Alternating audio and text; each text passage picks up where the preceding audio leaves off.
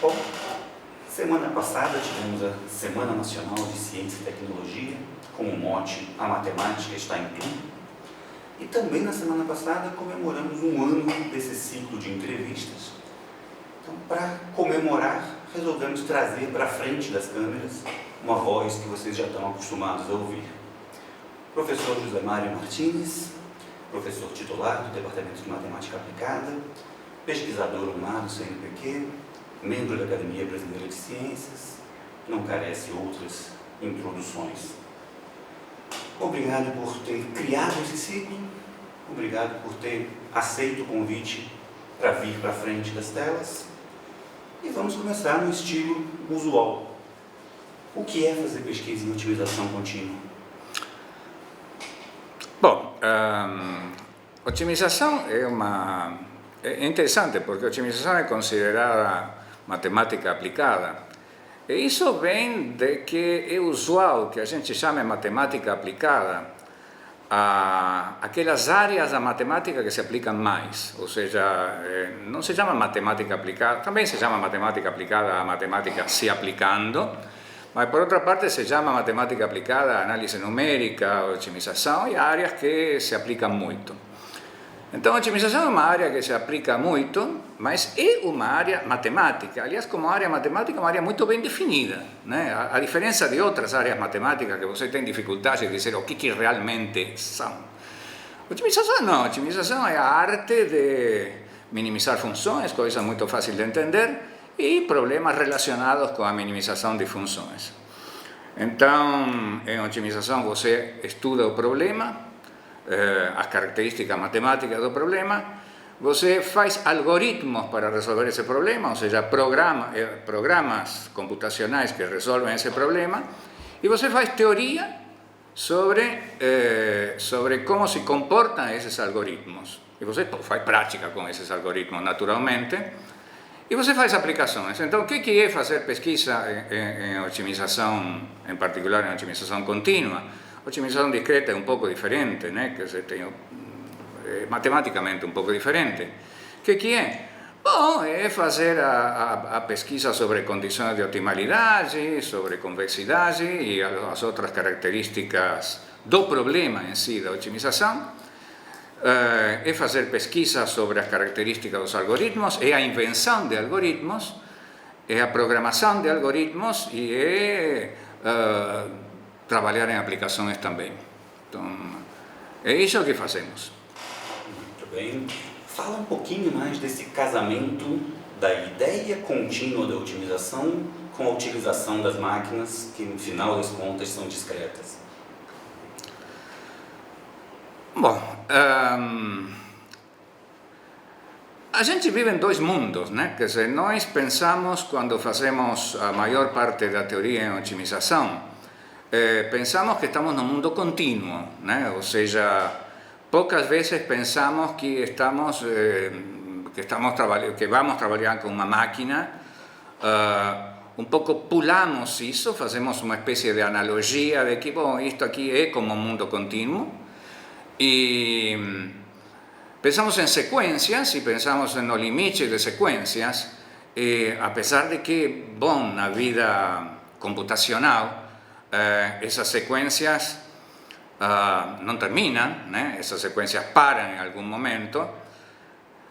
Fazemos uma ponte quando pensamos, bom, se as sequências param em algum momento, como é que param, com que critério param, com que precisão param, quanto tempo demoram para parar com uma determinada precisão. Isso é a complexidade, né? Complexidade é um aspecto da teoria que a gente faz, que quando a gente se pergunta se eu quero uma determinada precisão, aí estamos bem perto da máquina, né? Quanto vou ter que trabalhar no máximo para obter essa precisão? Já quando falamos fora desse mundo mais finito, digamos, quando falamos mais no mundo infinito, pensamos na convergência da sequência, na ordem de convergência, e por aí vai, quer dizer, ou seja, a gente vive pulando de um mundo para outro, né? Sabemos que estamos em um mundo, mas pensamos que estamos no outro que é bem parecido. Ok. E a lagrangiana aumentada, que eu sei que está por trás de parte do seu sucesso, por que alguém aumenta uma lagrangiana? Ma il Lagrangiano aumentato, parte del suceso, es engrasado eso. Lagrangiano aumentado es un tipo de método clásico de optimización, ¿no? Que nós efectivamente trabajamos no por una vocación muy especial pelo Lagrangiano aumentado, medio por acaso, ¿no? Llegamos al Lagrangiano aumentado, llegamos a trabalhar con una cierta profundidad en la línea del Lagrangiano aumentado. Lagrangiano aumentado é bom, quer dizer, quando você tem na teoria clássica de otimização de cálculo 2, você tem as condições de Lagrange, né? Condições de Lagrange dizem que para você ter um minimizador, o gradiente de uma certa função que se chama Lagrangiano deve se anular. Então você, de alguma maneira, você tem que otimizar essa função Lagrangiana. Bom, você tem que dar uma ajuda à otimização dessa função Lagrangiana, porque simplesmente otimizando a função Lagrangiana você perde a viabilidade, quer dizer, perde o fato de que você quer continuar no conjunto factível. Então, essa ajuda que você dá é a aumentação da função Lagrangiana. Então, essa é uma maneira de pensar Lagrangiano aumentado, pensando que efetivamente você está aumentando a função Lagrangiana para aumentar a chance de você não perder factibilidade. A outra maneira de você pensar Lagrangiano aumentado é você pensar que, da maneira contrária, que você está com um problema de otimização, com restrições, você está penalizando as restrições para que a penalização faça que você cumpra a viabilidade e a optimalidade ao mesmo tempo, mas isso é lento demais, então você ajuda lagrangiando, né? De maneira que isso se acelera, digamos. Então, das duas maneiras você chega ao conceito de Lagrangiano aumentado, que é uma fonte de métodos bons e uma ferramenta boa ainda para métodos que não se baseiam em Lagrangiano aumentado. O que nós fizemos em Lagrangiano aumentado é desenvolver um pacote, né, que se chama AiGenCAN. É um pacote bom, né, quer dizer, é muito cuidadosamente feito do ponto de vista do seu uso, né?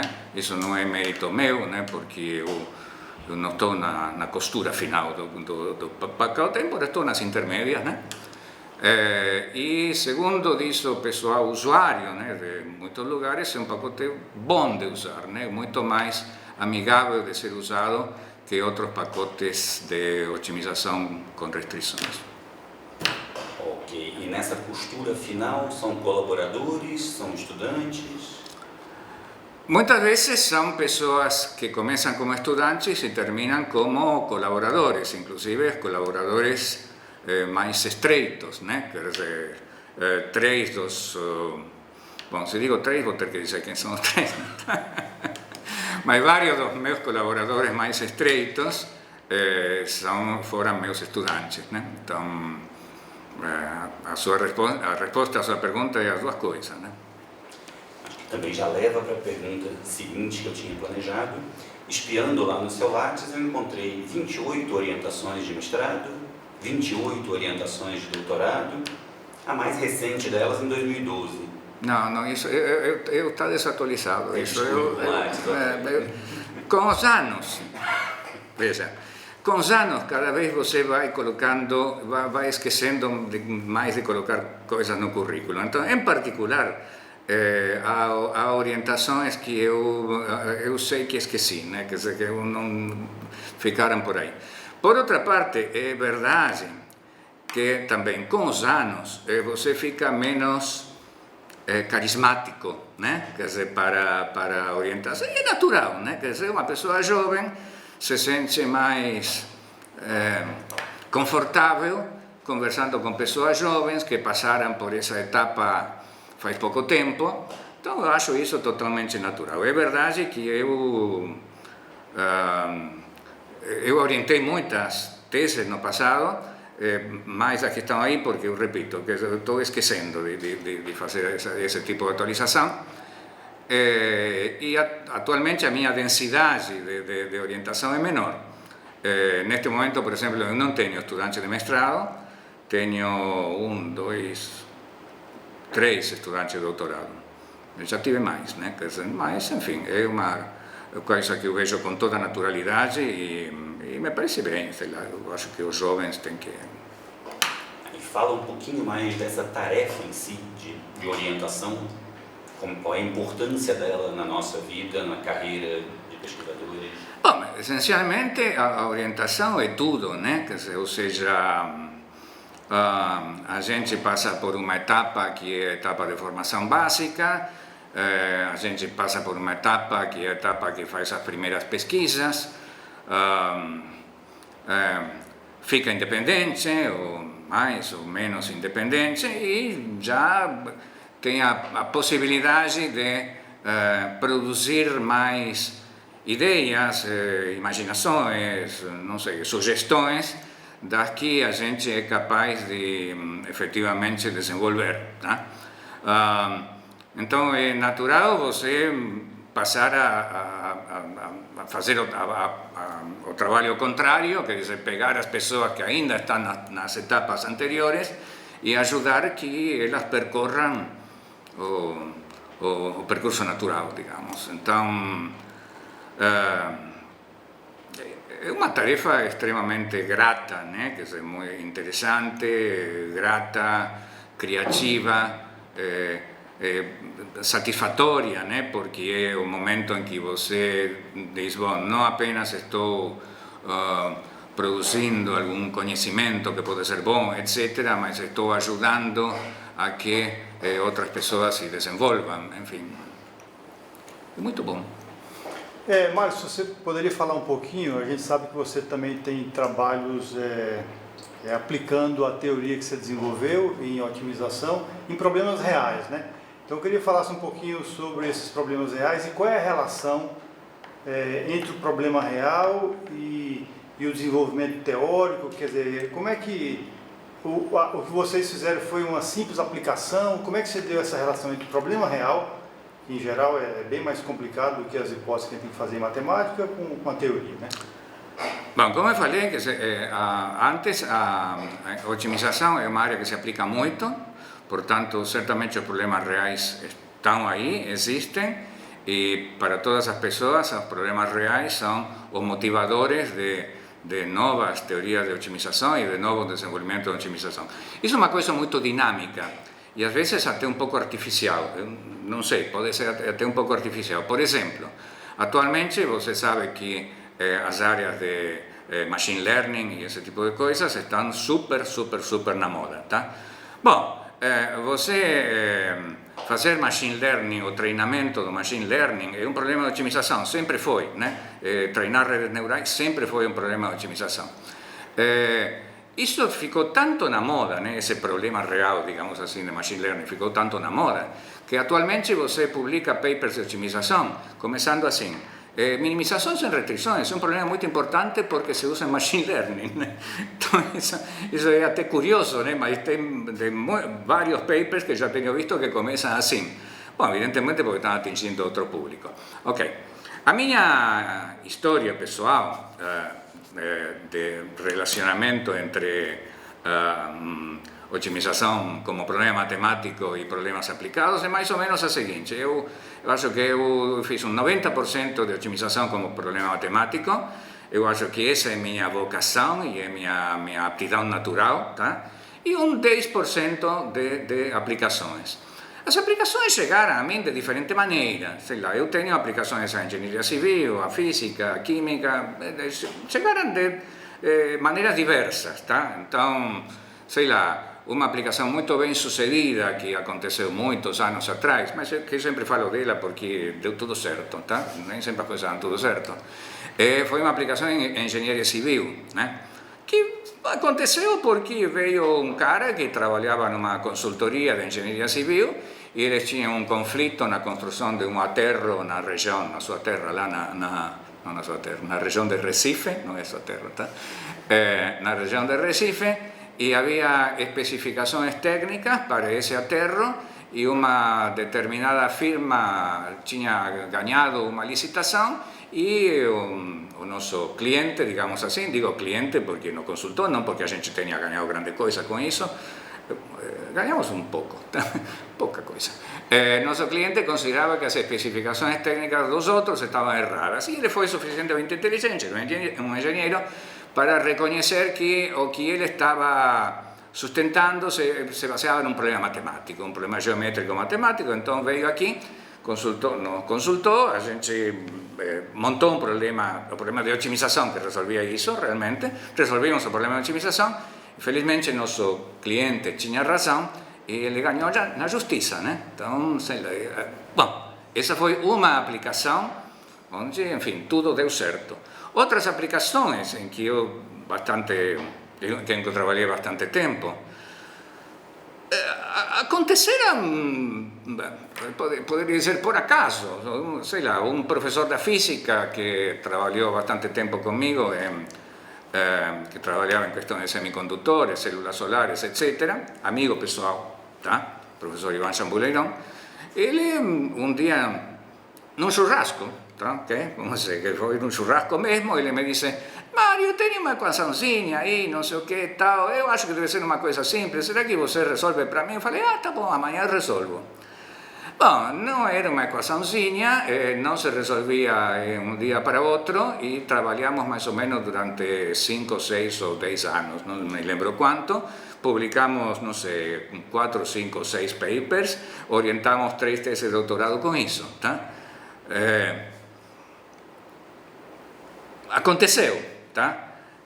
Então, como isso voltou? Digamos, bom, esse tanto um problema como outros problemas em que eu trabalhei, voltou sugerindo para mim, sugerindo para nós, bom, o que deve ser feito em algoritmos de otimização, como que devem ser feitos os algoritmos de otimização para que tenham mais chance de resolver esse tipo de problema que nós vimos que acontecia na realidade, tá?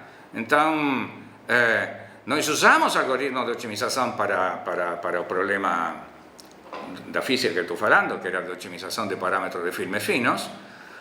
Bom, usamos algoritmos de minimização com restrições e isso influenciou no que efetivamente estávamos fazendo, desenvolvimento de pacotes gerais para otimização com restrições. Influenciou no que nós estávamos fazendo, começando a fazer nessa época, de algoritmos de Lagrangiano aumentado, por exemplo.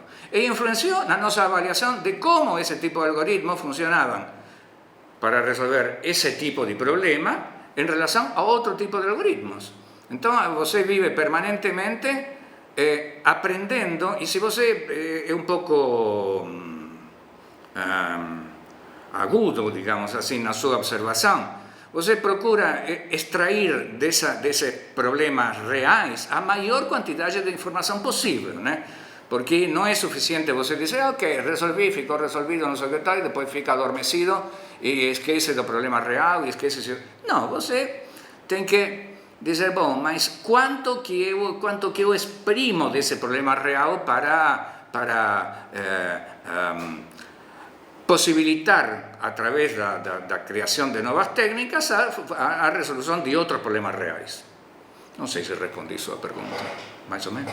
Acho que respondeu em boa parte, e dentro da resposta a gente ainda aprendeu a relevância de contatos pessoais, da participação em churrascos. Não, contatos pessoais eu acho uma coisa muito importante, tá? Porque cada pessoa, a pessoa tem diferentes personalidades, ok?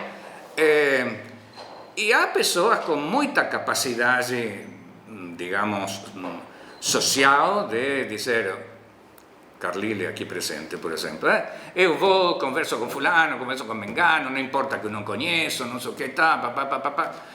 Bom, tudo bem, é uma qualidade muito importante, e uma qualidade muito importante para um cientista, sem dúvida nenhuma. Agora, nem todas as qualidades estão presentes em todas as pessoas ao mesmo tempo. Eu não tenho essas qualidades, por exemplo. Então, para mim, trabalhar com amigos é uma coisa muito importante. Felizmente eu tenho amigos cientistas, então... Exato, mas eu queria emendar com a ideia que institucionalmente também se tentam criar essas colaborações quando não saem ou espontaneamente do tecido social. Então, fala um pouquinho também pra gente do CEPID, CMEAI. Bom, o CEPID e CMEAI é uma iniciativa Bom, o CEPIG CMEI é um projeto FAPESP, vamos começar por aí. Os CEPIG são projetos FAPESP, o CMEI é um projeto FAPESP específico que CMEI significa essencialmente matemática industrial. Foi um projeto criado por iniciativa do professor Cuminato de São Carlos, ele é o diretor. Eu sou algo assim como vice-diretor, mas é uma posição meio... Bom, tudo bem, eu sou vice-diretor, e a ideia foi colocar em contato aplicações industriais com matemática, a gente costuma dizer, com matemática sofisticada, para diferenciar do que seria matemática trivial, matemática que pode ser feita por um não matemático. Não é que importe muito onde que termina uma coisa, onde começa outra. A ciência não funciona assim. A ciência não funciona dizendo, não, agora isto é mais fácil, agora isto não faço porque é mais fácil, agora isto não faço porque é física, e eu sou matemático, agora eu não faço porque é química, como que estou misturando? Não, a ciência não funciona assim, tá? A coisa se dá toda misturada, tem que se dar toda misturada, o fácil se mistura com o difícil, a física se mistura com a matemática, se mistura com a química, se mistura com a computação, e quando você resolve com um problema, não está nem aí para o fato, resolve um problema, não está nem aí para o fato de que seja fácil, difícil, seja físico, matemático ou computês. Essas são divisões que aparecem por razões administrativas, burocráticas, etc., mas que não estão na essência da coisa. Na essência da coisa, se você faz boa ciência, ou pelo contrário faz pseudociência, que se você faz boa ciência, isso, e não se você faz um tipo de, se trabalha em uma área ou trabalha em outra área, ou se resolve um problema mais fácil ou mais difícil. Isso aí me lembra, eu gosto de resumir o que você falou, dizendo o seguinte, bom, um problema real, um problema complexo, não respeita a fronteira, né? Então é um problema que existe o problema, você tem que dar um jeito de resolver. Aí uma pergunta ligada ao que você falou, que vamos ficar mais velho, uma coisa boa da velhice é que juntamos experiência, né?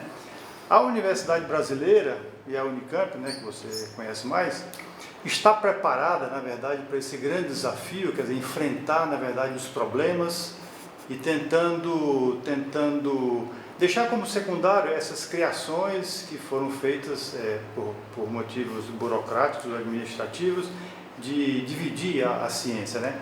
Quer dizer, estamos preparados para isso, e se não estamos, o que podemos fazer ou começar a fazer, e principalmente pensando nos mais jovens, né?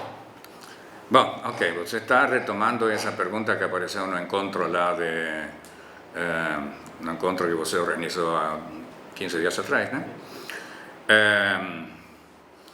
Se estamos preparados para o século XXI, aí era nesse encontro, bom, não sei, os espectadores não sabem que esse encontro existiu, mas foi comum que todas as pessoas falavam que não estamos preparados nem para os desafios do século XXI, nem para os desafios do século XX. Né?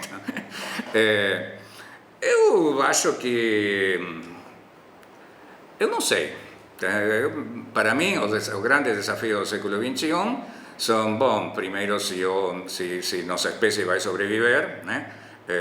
Os cambios climáticos, a desertificação, a ameaça nuclear e a desigualdade, né? Ou seja, é um grande desafio o fato de que o sistema avança com uma desigualdade crescente, e essa desigualdade é disfuncional, não é simplesmente que seja injusta, é disfuncional, ou seja, provoca violência, provoca, enfim, todos os grandes inconvenientes da sociedade moderna.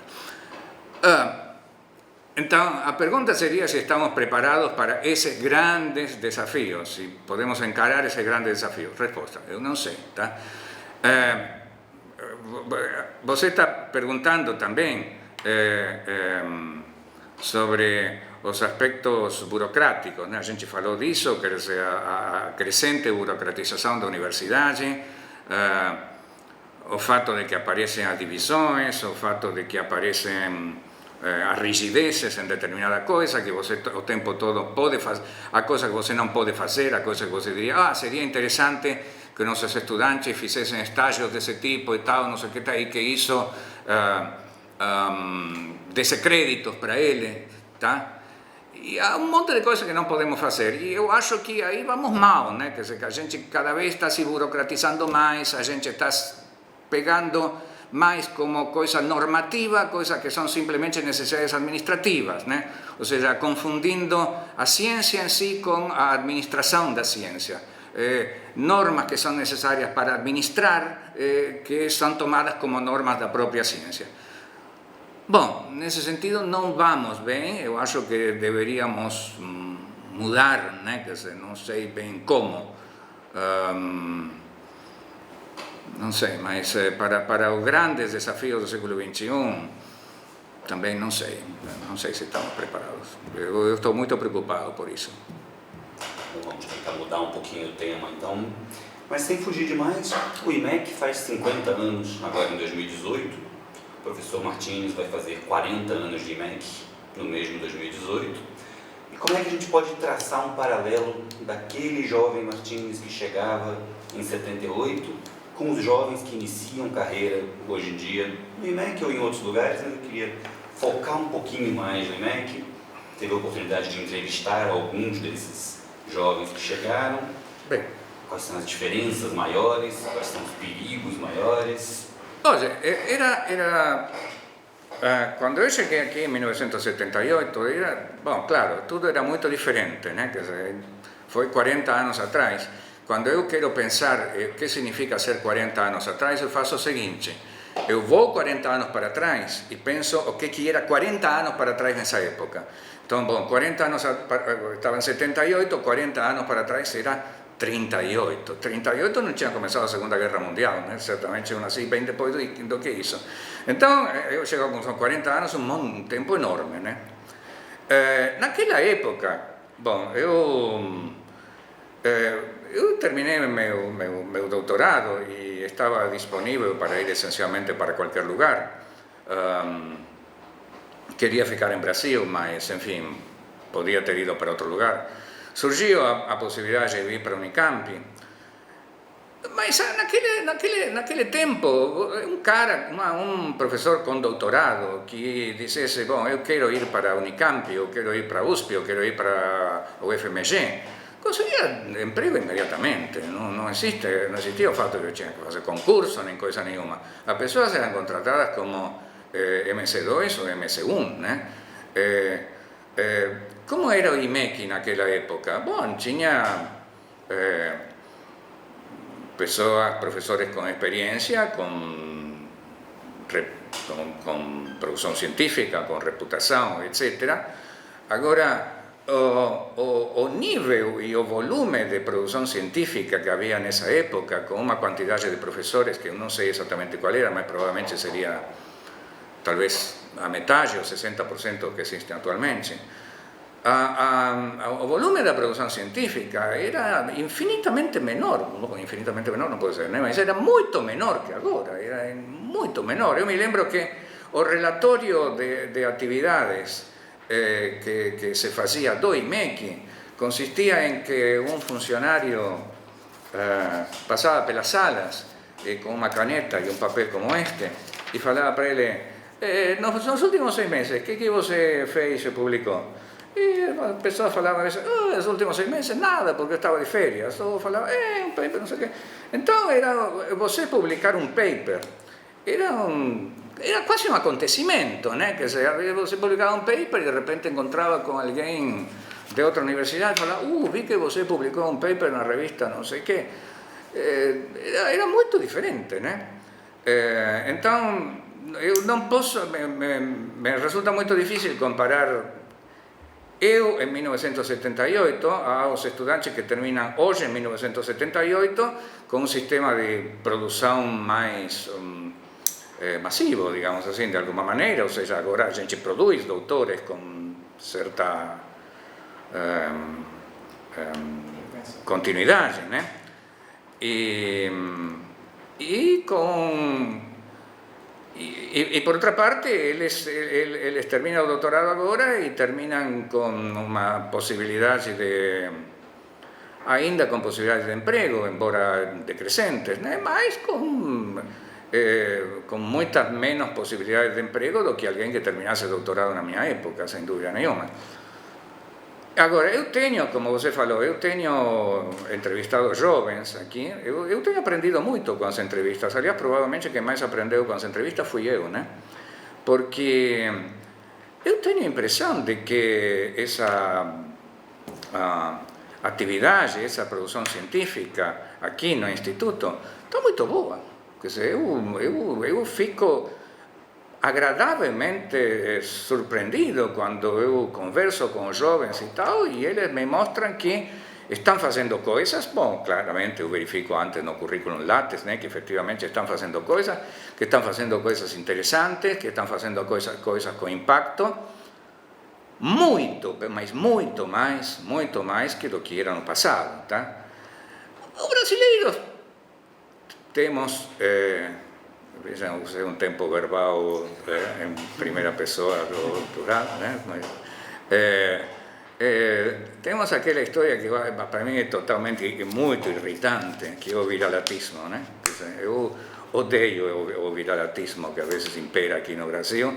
Aquela história, aquele ditado que diz: estamos no Brasil. ¿Qué estamos no Brasil? Peraí, o Brasil... o Brasil não é um país sério. Ou aquela mania que tem algum jornalista chamar Pindorama Brasil. Pelo amor de Deus, Pindorama é o mundo. Sabe? Acho detestável isso. Então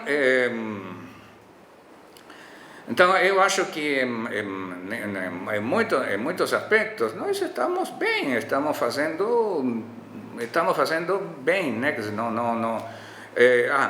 Ia falar de produção científica.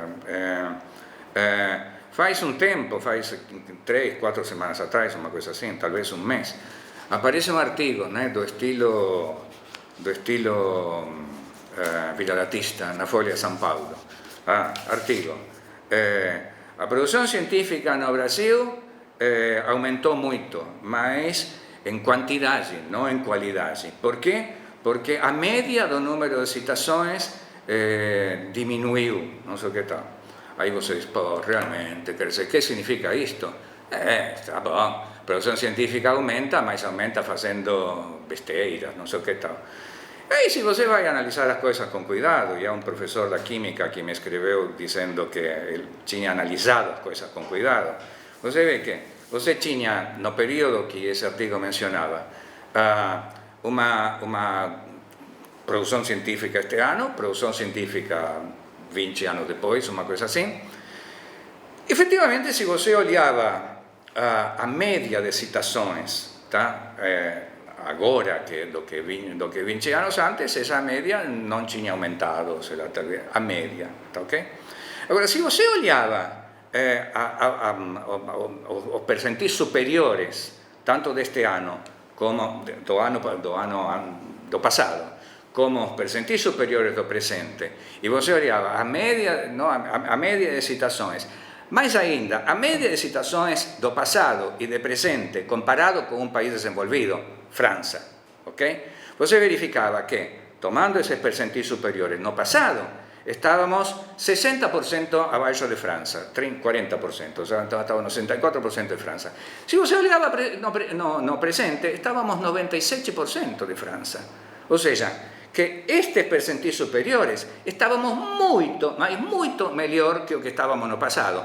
Claro, você tinha um monte de coisas aqui, que aqui existiam, tá? Aqui existem, porque se produz muito mais, e que não tem o nível de citações, qualidade, porque antes se produzia pouco, tá? É a mesma coisa quando você diz, a escola atualmente é uma porcaria, sim, mas antigamente tínhamos uma escola pública maravilhosa. Sim, mas a escola pública maravilhosa, quem que atendia? Tá? Tínhamos 40% analfabetos com uma escola pública maravilhosa. Então, eu acho que essa história do viralatismo, a gente tem que, sei lá, entender que estamos na América Latina, estamos no mundo, e América Latina e o mundo somos todos viralatas, tá? Não há uma qualidade especial do Brasil. Isso está relacionado a uma observação do Carlos Brito, né, que é o diretor da FAPESP, que participou desse workshop que você mencionou há pouco tempo, que é a importância da divulgação científica, né? Sim. O Brasil tem muito o que contar e avançou muito nos últimos anos em termos de produção científica, mas a sociedade não sabe disso, né? A sociedade não sabe disso. Então, ligado a essa pergunta, uma outra, pela dificuldade financeira que está vivendo o país, né, por que o Brasil deve continuar investindo em ciência, em particular em matemática? Bom, o mundo inteiro tem que continuar investindo em ciência e em particular em matemática, né? Ou seja,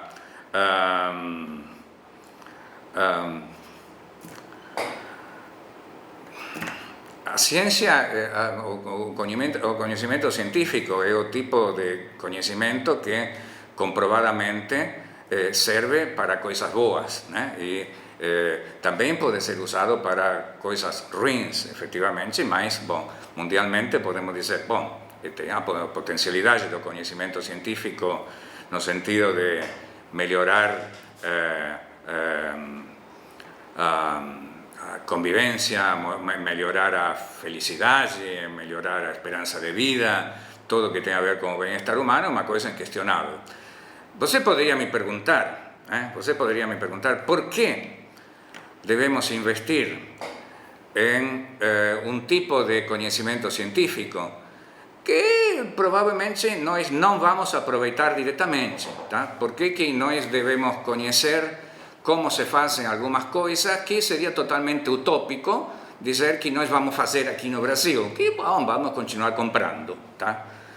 Bom, a resposta é que se você não sabe como se faz uma coisa, você paga caro por essa coisa, tá? Então, do ponto de vista econômico, você não saber o fundamento de uma coisa, eu vou dizer, por exemplo, não saber o fundamento que está por trás de determinado programa computacional, que é a parte que eu sei perfeitamente. Eu não sei o que é, se eu não souber o que está por trás de um certo programa computacional, pode ser otimização da análise numérica, eu vou pensar que é uma coisa tão maravilhosa que vale a pena que eu invista, não sei, uma fortuna em comprar esse programa. Se eu sei, se eu estudei, fiz ciência, sei o fundamento desse desenvolvimento, eu sei que o valor desse programa computacional está relacionado, bom, está balanceado com o que custaria para mim desenvolver ou para mim montar um time para desenvolver essa coisa, tá? Então, não apenas mundialmente a ciência serve para alguma coisa, né? Como que localmente, mesmo que você não vá até o fim num determinado tipo de desenvolvimento científico, você vai pagar menos por esse desenvolvimento se você tem que pagar por ele, tá? Se você sabe de que se trata. Bom, por que a ciência básica também? Bom, porque ciência aplicada, ciência aqui em cima, sem ciência básica não existe, né? Quer dizer, bom, claro, você pode dizer, mas que ciência básica?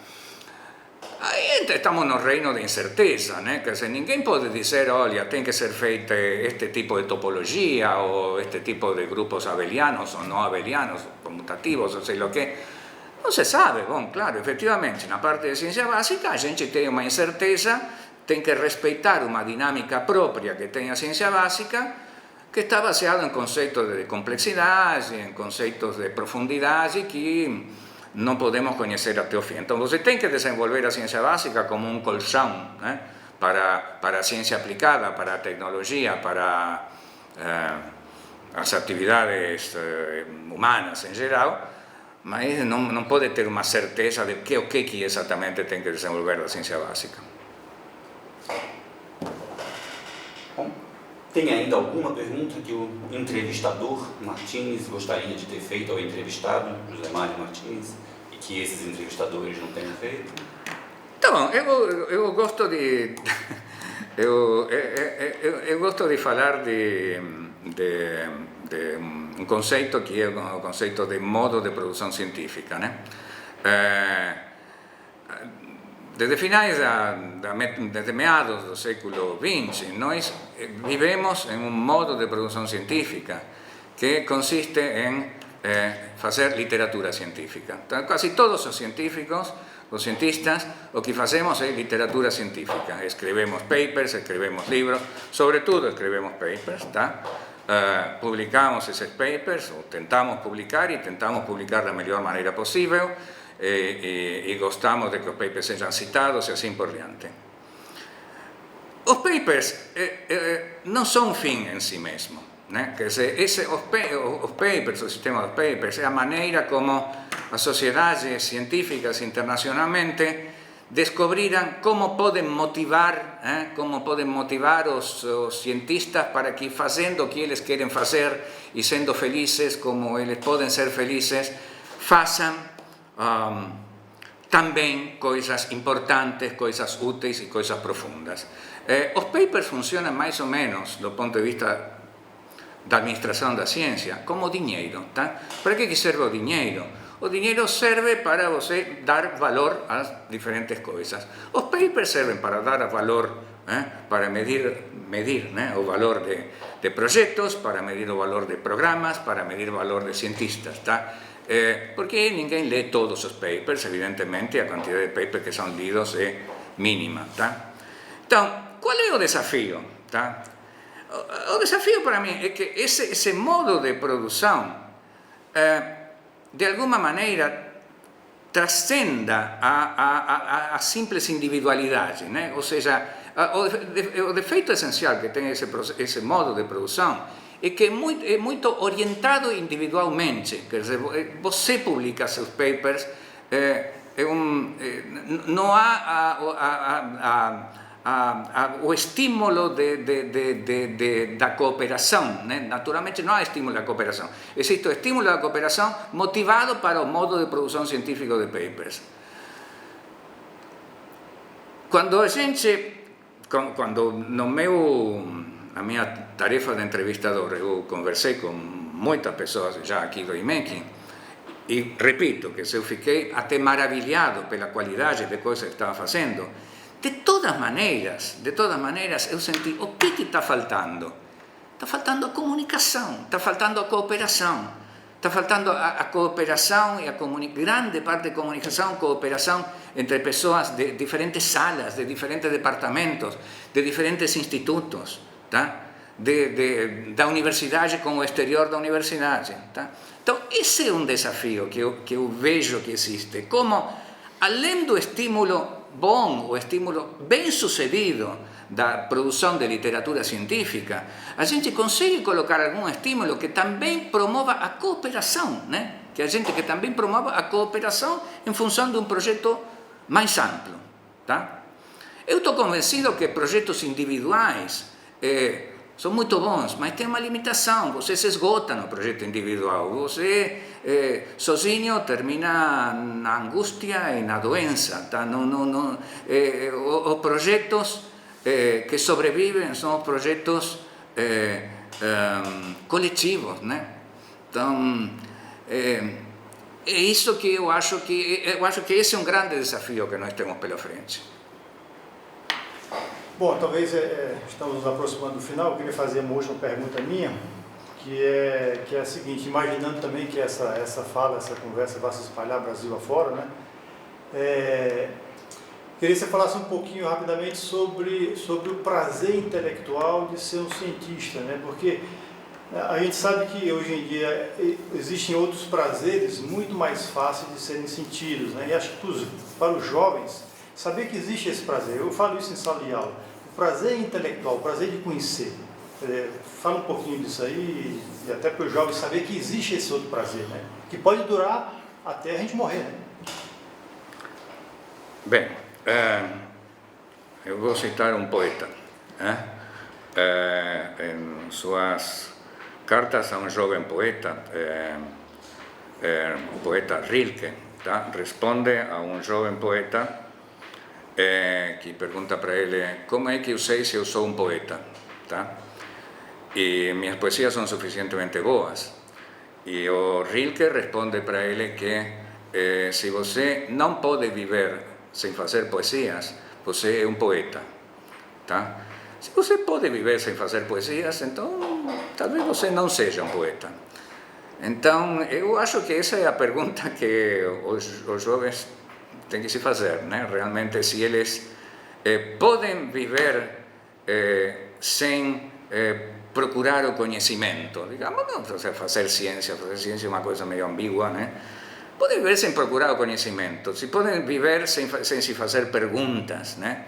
Se podem viver sem curiosidade, E se podem fazer todas essas coisas, se não podem viver sem essas inquietudes, então eles são realmente cientistas ou projetos científicos, ou cientistas. Quando você fala para seus estudantes que existe o prazer de fazer ciência e tal, sim, claro, esse prazer de fazer ciência, esse prazer do conhecimento, esse prazer de aprender, existe para você. Agora, tem que existir para eles também, né? Na realidade, o que você está dizendo não é existe esse prazer por aí, você pega ele que está por aí. Você está dizendo para ele, olha, eu sinto esse prazer, tá? Tomara que você sinta, correto? Se ele sente ou não, não sei, alguns sim, outros não. Ok, deixa eu me despedir também ao estilo Martins. Até uma próxima entrevista. Obrigado.